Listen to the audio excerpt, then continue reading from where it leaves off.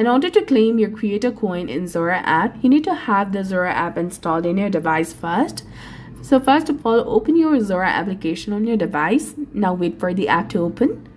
And once the app loads, simply tap on the wallet at the bottom menu, which is between the video and your profile picture. Go ahead and tap on that. And there you will see the option of claim. Go ahead and tap on claim.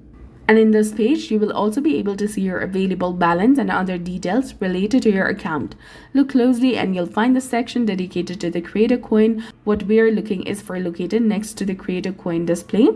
Or you will see your profile picture, and beside there, you'll see the claim icon. Go ahead and tap on that and you'll be done. So this button will allow you to redeem your Creator Coin. So go ahead and give it a tap.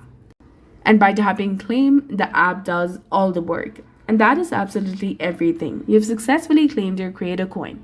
It's really that simple and straightforward. So thank you so much for watching. We'll see you again in the next one.